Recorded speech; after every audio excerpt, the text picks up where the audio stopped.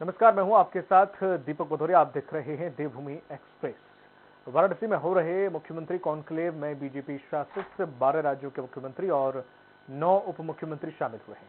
इस कार्यक्रम में उत्तराखंड के मुख्यमंत्री पुष्कर सिंह धामी भी शामिल हुए। इस दौरान वे कॉन्क्लेव के लिए आए विभिन्न प्रदेशों के मुख्यमंत्रियों और उप मुख्यमंत्रियों से भी मिले। मुख्यमंत्री धामी कॉन्क्लेव में राज्य में संचालित केंद्र व राज्य सरकार की योजनाओं का खाका रखेंगे।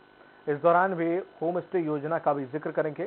कॉन्क्लेव के सभी राज्यों के मुख्यमंत्री अपने राज्यों की बेस्ट प्रैक्टिस और किए गए कामों से पीएम को अवगत कराएंगे और पीएम मोदी के सामने राज्य और केंद्र सरकार की जन कल्याणकारी योजनाओं की उपलब्धियों पर प्रेजेंटेशन दिया जाएगा।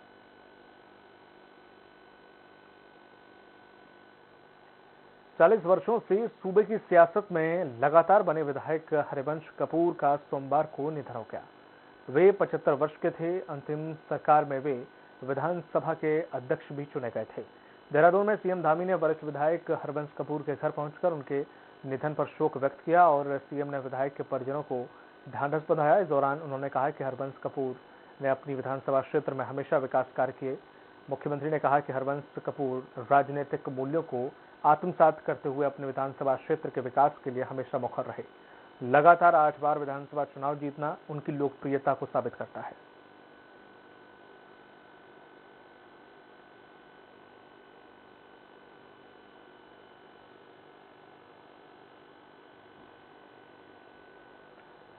देहरादून कैंट के विधायक हरिवंश कपूर 8 बार विधायक बने। अंतरिम सरकार में वे विधानसभा के अध्यक्ष भी चुने गए थे। उनका पार्थिव शरीर आज भाजपा प्रदेश कार्यालय में लाया गया, जहां कई भाजपा नेताओं ने उनको श्रद्धासुमन अर्पित कर श्रद्धांजलि दी। इस मौके पर प्रदेश अध्यक्ष मदन कौशिक ने कहा कि हरिवंश के जाने से भाजपा को भारी क्षति हुई है। उन्होंने कहा कि वे कल तक के सभी कार्य रद्द कर रहे हैं।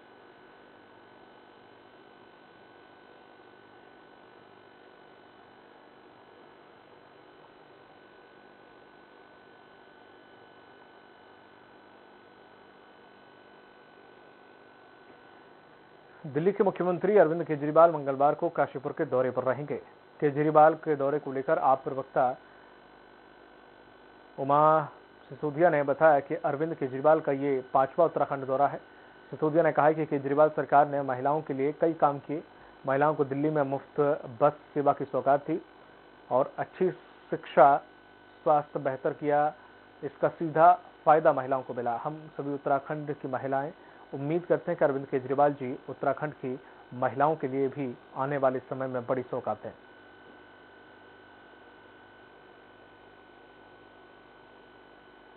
5वां दौरा उत्तराखंड का है। आप समझ सकते हैं कि हमारा जो केंद्रीय नेतृत्व है दिल्ली में, हमारे जो मुख्यमंत्री केजरीवाल हैं, उनके लिए उत्तराखंड का 2022 का चुनाव कितना इम्पोर्टेंट है। काशीपुर में पत्रकार आरिफ खान पर हुए जानलेवा हमले के मामले में आप नेता यूनुस चौधरी ने सफाई देते हुए कहा कि मैंने इस तरह की किसी भी घटना को अंजाम नहीं दिया और न मेरे साथियों ने। हम किससे लड़ेंगे? हम तो अपने भाइयों का सम्मान करते हैं, हमारे सब भाई हैं और इस तरह की घटना नहीं होनी चाहिए थी। मुझे उसका अफसोस है कि नहीं होना चाहिए, ऐसा नहीं होना चाहिए। लेकिन साथियों, मैं आपके साथ हूं, हमेशा आपके पत्र भाइयों के साथ मैंने सम्मान किया, हमें सम्मान। कृषि कानून की वापसी पर कांग्रेस में जश्न का माहौल है। कालाडूंगी के बेलपड़ाव में भी कांग्रेस कार्यकर्ताओं ने कानून की वापसी पर खुशी जताई। कांग्रेस कार्यकर्ता पीयूष बिष्ट ने कहा है कि आंदोलन के दम पर देश को आजादी मिली थी। अब किसानों के आंदोलन से ही इस काले कानून को वापस लिया गया। यह किसानों की ही नहीं, उस व्यक्ति की जीत है हर जो सरकार से परेशान था। आंदोलन के बाद ये पहला ऐसा आंदोलन है जिसमें बड़ा आंदोलन हुआ तो सरकार को इसके आगे झुकना पड़ा और सरकार को किसानों की मांग माननी पड़ी और इस खुशी में किसान यहाँ पर एकत्रित होकर खुशी मना रहे हैं। उसके बाद 812 किसानों के शहीद होने के बाद सरकार को झुकाने का काम जो हमारे किसानों ने किया है, उसके बाद हम अपने जो ये काले कानून वापिस करवा पाए हैं, यह एक लोगों के लिए एग्जाम्पल के रूप में है। उत्तराखंड के राज्यपाल लेफ्टिनेंट जनरल गुरमीत सिंह ने कहा है कि पुस्तकालयों में भारत के प्राचीन ज्ञान विज्ञान, वेदों, उपनिषद ग्रंथों, संस्कृति और सभ्यता का डॉक्यूमेंटेशन किया जाए। साथ ही लाइब्रेरी हमारी प्राचीन ज्ञान विज्ञान, सभ्यता और संस्कृति के संरक्षण का केंद्र बने। उन्होंने कहा कि लाइब्रेरी हमारी प्राचीन भारतीय संस्कृति व ज्ञान विज्ञान के आर्काइव हाउस के रूप में स्थापित है और राज्यपाल ने कहा कि हमारे प्राचीन ग्रंथों और साहित्यों को संरक्षित करने के लिए इनका डिजिटलाइजेशन किया जाना भी अति आवश्यक है।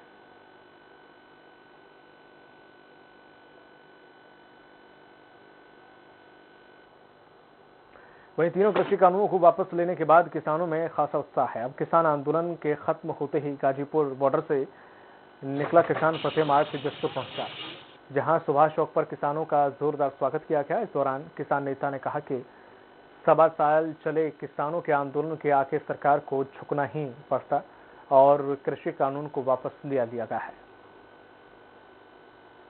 दिल्ली बॉर्डर से जसपुर आए हैं, आज बड़ा खुशी का पल है और जैसा कि 11 दिसंबर को विजय दिवस के रूप में सारे किसान प्रतिवर्ष मनाया करेंगे, तो ये बहुत बड़ी जीत है। संघर्ष कर रहे थे केंद्र सरकार के साथ, क्योंकि जो गलत उनके साथ थोपे गए थे उसके खिलाफ हम कह रहे थे कि हमारे लिए सही नहीं है, हम मांग नहीं रहे थे और हम पे जबरदस्ती थोपे जा रहे थे, तो उसका संघर्ष चल रहा था। उत्तराखंड विधानसभा चुनाव को लेकर कांग्रेस सक्रिय बनी हुई है और इसी क्रम में 16 दिसंबर को देहरादून में राहुल गांधी के शौर्य सम्मान समारोह रैली होने जा रही है। इस कार्यक्रम को लेकर कांग्रेस कार्यकर्ताओं ने तैयारियां शुरू कर दी हैं। कांग्रेस प्रदेश सचिव महेश प्रताप सिंह राणा के हरिद्वार में रैली की तैयारियों को लेकर कांग्रेस नेताओं और कार्यकर्ताओं के साथ समीक्षा बैठक की। महेश प्रताप सिंह राणा ने कहा कि रैली में शामिल होने के लिए रानीपुर विधानसभा से सैकड़ों कार्यकर्ता देहरादून रैली में जाएंगे। रैली की तैयारियों को लेकर यह बैठक की गई है। रैली को लेकर युवाओं में बहुत जोश है। हमारे बहुत ही सम्मानित पार्टी के उपाध्यक्ष श्री राहुल गांधी जी 16 तारीख को देहरादून में आ रहे हैं और वो निश्चित रूप से इस सरकार की कब्र में अंतिम कील साबित होगी उनकी रैली। देहरादून में होने वाली राहुल गांधी की रैली की तैयारियों में कांग्रेस पूरी मजबूती से जुट गई है। हल्द्वानी में कांग्रेस पब्लिसिटी कमेटी के अध्यक्ष सुमित हृदेश ने बताया कि रैली को ऐतिहासिक बनाने के लिए नैनीताल और उधम सिंह नगर से 30,000 से ज्यादा कार्यकर्ता पहुंच रहे हैं। सुमित हृदेश ने आगे कहा कि बीजेपी सरकार से जनता का मोह भंग हो गया है। जिस तरह राज्य में महंगाई, भ्रष्टाचार और बेरोजगारी चरम पर है, उससे स्पष्ट हो गया है कि 2022 में उत्तराखंड में कांग्रेस की सरकार बनने जा रही है। मुद्दे उन पे माननीय हमारे आदर्श राहुल गांधी जी अपना जो भाषण है, अपने जो वाक्य है, उससे अपनी आवाज को और प्रदेश की और देश की आवाज को बुलंद करेंगे और प्रत्याशित इसमें मैं इस बारी उत्साह देख रहा हूं। वक्त वाला छोटे से ब्रेक का जल्द होंगे हाथ से।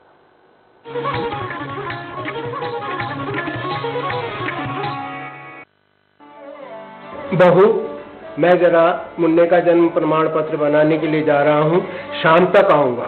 पर पापा, ये तो हम अपनी सरकार पोर्टल पर जाकर घर बैठे ही बना सकते हैं, आपको जाने की जरूरत ही नहीं है।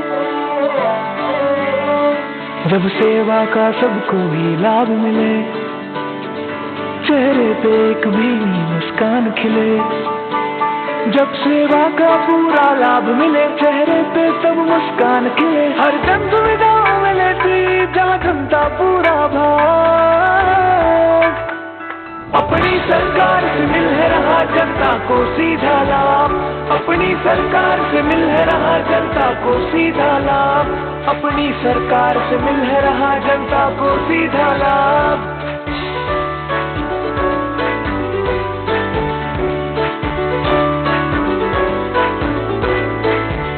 चाहे आवेदन करना है या कोई फॉर्म भरना है, अपनी सरकार पे जाना है, बस इतना सा ही करना है, बस इतना सा ही करना है। अब हर मुश्किल आसान हुई जो कल तक था एक ख्वाब, अपनी सरकार से मिल है रहा जनता को सीधा लाभ, अपनी सरकार से मिल है रहा जनता को सीधा लाभ। उत्तराखंड सरकार के रंग ला रहे प्रयास, अपनी सरकार पोर्टल से जनता का हो रहा विकास। छत्तीसगढ़ के मुख्यमंत्री भूपेश बघेल का super exclusive interview. Swaraj express Chhattisgarh के संपादक संजय उपाध्याय के साथ देखिए आज रात 8 बजे। स्वराज एक्सप्रेस SMBC पर। साथियों नमस्कार, जय जोहार। आप सभी को यह बताते हुए मुझे अत्यंत प्रसन्नता हो रही है कि 17 दिसंबर 2021 को छत्तीसगढ़ सरकार 3 साल पूरे करने जा रही है। इन 3 सालों में छत्तीसगढ़ ने उत्तरोत्तर प्रगति की है और देश भर में एक नई पहचान स्थापित की है, जिसके कारण छत्तीसगढ़ मॉडल की चर्चा पूरे देश में हो रही है। छत्तीसगढ़ सरकार ने छत्तीसगढ़िया स्वाभिमान की जो अलग इन 3 सालों में जगाई है वो अभूतपूर्व है और इस खुशी में रन फॉर छत्तीसगढ़िया प्राइड दौड़ स्वाभिमान और गर्व की आयोजन किया जा रहा है, जिसमें पूरा छत्तीसगढ़ स्वाभिमान के साथ दौड़ लगाएगा। इसके साथ ही फोटोग्राफी, स्लोगन, रील प्रतियोगिता का आयोजन भी किया जा रहा है। मैं आप सभी को आग्रह करता हूं कि आप भी रन फॉर छत्तीसगढ़िया प्राइड एवं अन्य प्रतियोगिताओं में भी हिस्सा जरूर लें और छत्तीसगढ़िया स्वाभिमान की गूंज समूचे विश्व में फैलाने में अपना योगदान दें। जय हिंद, जय Chhattisgarh. RKDF university Bhopal, most awarded university of Madhya Pradesh, जहां 105 एकड़ के विशाल कैंपस में स्टूडेंट्स को मिलती है world class education facility, foreign exchange program, hitech lab, hygienic food facility और CCTV secured hostel. RKDF university is the most innovative university of Madhya Pradesh, जहां के रिसर्च को मिलता है भारत सरकार और अंतर्राष्ट्रीय स्तर पर सम्मान। उच्च शिक्षा के क्षेत्र की नई पहचान। RKDF university, Gandhinagar, Bhopal. For admission detail contact 18002700 320। अरे तो क्या हो गया, अगर राह चलते लड़की छेड़ देते थे? अंधेरा होने पर लड़की निकलेगी तो छेड़ी तो जाएगी। एक जमाना था कि माँ बाप शाम होते ही अपनी बेटी के बाहर निकलने पर पाबंदी लगाने को मजबूर थे। पर इन्हें तो दमदार काम करना है। सारे प्रदेश की लड़कियों में इन्हें अपनी बहन बेटी नजर आती है। एक लड़की क्या छेड़ दी, इनके कलेजे पे सांप लौट गए। बैठो बेटा जीप में, थाने में चलकर नागिन डांस करवाता। मैडम झूठी होगी मैडम। मैम, 2017 के पहले राह चलती लड़कियों को छेड़ना जो अपना हक समझते थे, 2017 के बाद उन पर काबू पाने से बहन बेटियों की सुरक्षा में जो फर्क आया है वो फर्क साफ है। फर्क साफ है। खुदी को आजमाया है, तुम्हें अंदाज तुमने भी, मैं हूं शिव प्लस पान मसाला। हमारे देश की धरोहर योगा आज पूरी दुनिया अपना रही है। मैं खुद डेली योगा करता हूं और मुझे यकीन मानिए इससे बहुत फायदा हुआ है। मैं चाहता हूं कि हर दिल्ली वासी भी योगा का लाभ उठाए, हर दिल्ली वासी योगा को अपनाए, स्वस्थ रहे। इसके लिए दिल्ली सरकार शुरू कर रही है दिल्ली की योगशाला। पूरी दिल्ली में हर कॉलोनी, हर गली, हर मोहल्ले में जहां भी लोग योगा करना चाहेंगे, सीखना चाहेंगे, दिल्ली सरकार वहां पे मुफ्त अपने ट्रेंड योगा इंस्ट्रक्टर्स भेजेगी और आपकी कॉलोनी में भी चलेगी दिल्ली की योगशाला। अगर आपकी कॉलोनी में 25 लोग हैं जो योगा सीखना चाहते हैं और आपके पास कोई ऐसी जगह है जहां योगा की क्लास हो सकती है, तो बस 9013585858 पर मिस्ड कॉल दें और दिल्ली सरकार आपको योगा सिखाने के लिए फ्री ट्रेन्ड इंस्ट्रक्टर भेजेगी। छत्तीसगढ़ के मुख्यमंत्री भूपेश बघेल का super exclusive interview. Swaraj express Chhattisgarh के संपादक संजय उपाध्याय के साथ देखिए आज रात 8 बजे। स्वराज एक्सप्रेस SMBC पर।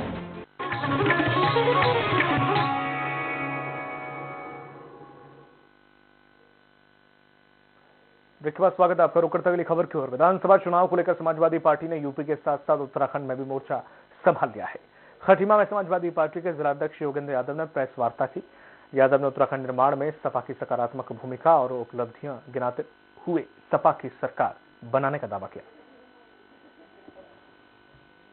समाजवादी पार्टी को विकल्प के रूप में देख भी रही है, क्योंकि माननीय नेताजी का जब कार्यकाल रहा, जब उत्तराखंड और उत्तर प्रदेश एक रहा और उत्तराखंड की जो सदियों की मांग थी उत्तराखंड राज्य बनाने की, लोगों की भावनाओं को ध्यान में रखते हुए माननीय नेताजी ने इसका परिसीमन करवाया।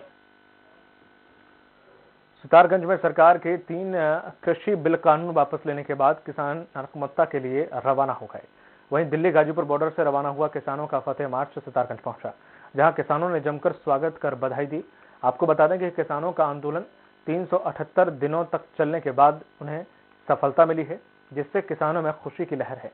उन्होंने कहा कि अगर कृषि कानून सरकार पहले ही वापस ले लेती तो शायद आज 700 किसानों की मौत नहीं होती। और 1 साल 13 दिन 378 दिन आंदोलन चला, बहुत कुछ हमने खोया, लेकिन एक उससे ज्यादा उपलब्धि ये रही कि हमने इस आंदोलन में जो आपसी भाईचारा और किसानों को जो विश्वास था, उस विश्वास को हमने पाया है। रात मिलकर लड़ा है और आज बहुत उत्साह है कि किसान दिल्ली से अपने हक जीत कर आया है। लेकिन हमें एक गम भी है, जो हमारे 700 से ज्यादा किसान शहीद हो गए हैं। अगर ये सरकार पहले मान जाती, ये बिल रद्द कर देती, तो हमारे 700 किसान शहीद नहीं होते। कांग्रेस के पूर्व राष्ट्रीय अध्यक्ष राहुल गांधी 16 दिसंबर को देहरादून आ रहे हैं। इसको लेकर कांग्रेस में बैठकों का दौर जारी है। प्रदेश कांग्रेस के नेता कार्यकर्ताओं के साथ लगातार बैठक कर रहे हैं ताकि राहुल गांधी की रैली को सफल बनाया जा सके, और इसी को लेकर देहरादून में कांग्रेस भवन में बैठक की गई, जिसमें कई नेता व कार्यकर्ता मौजूद रहे। राजनीतिज्ञ हरवंश कपूर जी हमारे बीच नहीं रहे, तो सुबह से हमारे कार्यक्रम हमने बंद किए, लेकिन चूंकि 16 तारीख की बैठक है, उसकी तैयारियों के बारे में विचार विमर्श निश्चित रूप में पार्टी मुख्यालय में चल रहा है। सितारगंज पहुंचे पूर्व मंत्री यशपाल आर्य ने सड़क हादसे में समाजसेवी कांग्रेस नेता की बेटी शुभम विश्वास के निधन पर शोक जताया है। इस दौरान यशपाल आर्य ने मीडिया से रूबरू होते हुए कहा कि उत्तराखंड में प्रत्याशियों के चयन का फैसला हाईकमान को करना है, और जो भी फैसला हाईकमान का होगा सभी कार्यकर्ता और नेताओं को मानना होगा। वहीं भाजपा पर प्रहार करते हुए कहा कि देश में बेरोजगारी बढ़ चुकी है, महंगाई आसमान छू रही है और युवा बेरोजगार है, क्राइम इस तरफ बढ़ रहा है। और उन्होंने कहा कि सितारगंज चीनी मिल बंद हो रही है, इससे भी किसान काफी ज्यादा परेशान हैं। स्थानीय नेता हैं, उन्होंने अपना पक्ष रखा है, दावेदारी प्रस्तुत की है, लेकिन फैसला निर्णय हाईकमान को करना है, केंद्रीय नेतृत्व को करना है। प्रदेश कांग्रेस के का जो हमारा पैनल है, स्ट्रेनिंग कमेटी है। रामनगर के सल्ट विधानसभा से अपनी दावेदारी ठोकने वाले पूर्व राज्य मंत्री दर्जा प्राप्त दिनेश मेहरा ने कहा है कि अगर पार्टी मुझे प्रत्याशी बनाती है तो भारी मतों से जीत हासिल करूंगा। दिनेश मेहरा ने कहा कि सल्ट विधानसभा मेरी जन्मभूमि रही और यहां से ही मेरा राजनीतिक करियर रहा है। मेहरा ने कहा है कि सल्ट से मेरे बड़े भाई और मेरी भाभी जी भी पदों पर रही हैं। इस बात को उन्होंने गणेश मेहरा चैरिटेबल ट्रस्ट के कार्यक्रम में कहा।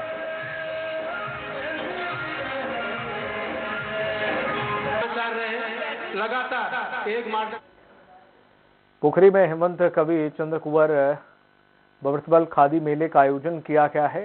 मेले को अंतिम संध्या पर मुख्य अतिथि विधायक महेंद्र भट्ट ने यहां दीप प्रज्वलित करके की इसकी शुरुआत, और इसके साथ ही स्वर्गीय नरेंद्र भंडारी और श्रीधर आजाद को भी श्रद्धांजलि दी गई। कार्यक्रम में प्रसिद्ध गायक इंद्र आर्य, हरि चौधरी, गायक मनोज शाह ने अपने गानों से समा बांध दिया, जिस पर दर्शकों ने जमकर ठुमके लगाए। वहीं कार्यक्रम में मौजूद विधायक महेंद्र भट्ट ने कहा कि मेरा हमेशा से उद्देश्य है कि पोखरी का मेला भव्य हो और आने वाले साल में मेले को भव्य रूप में देखा जाएगा।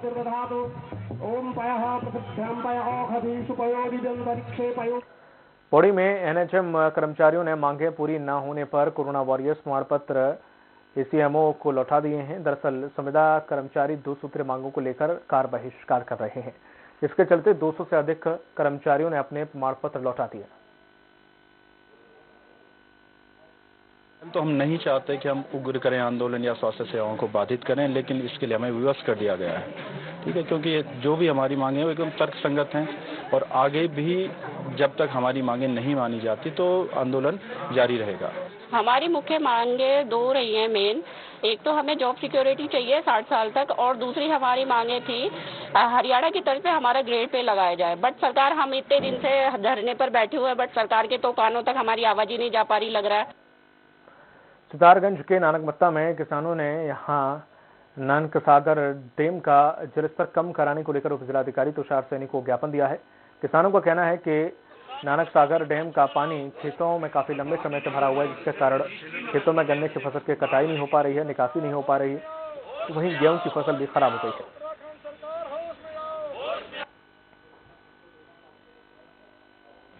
₹250 किराए पे गाड़ी के हिसाब से वो उसका लाभ ले रहे हैं और किसानों की तरफ कोई नहीं देख रहा है। हम लोग परेशान हैं, बंदे बैठेंगे, रास्ते जाम करेंगे और क्या करेंगे, यही करेंगे जो हम लोग कर सकते हैं।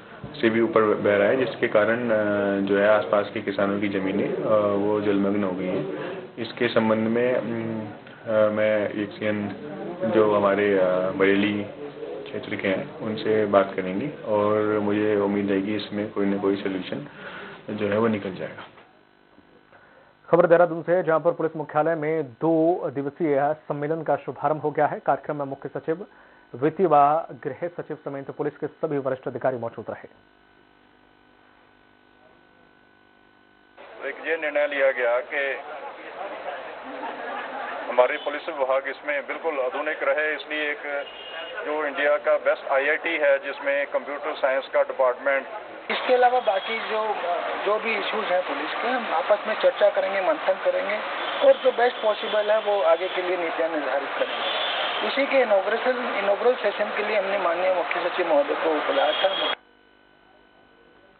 चमोली के कर्णप्रयाग में राष्ट्रीय स्वास्थ्य मिशन के कर्मचारियों की हड़ताल लगातार 6वें दिन भी जारी रही, जिससे कोविड टेस्ट, वैक्सीनेशन और लैब में कार्य बुरी तरह से प्रभावित हुआ।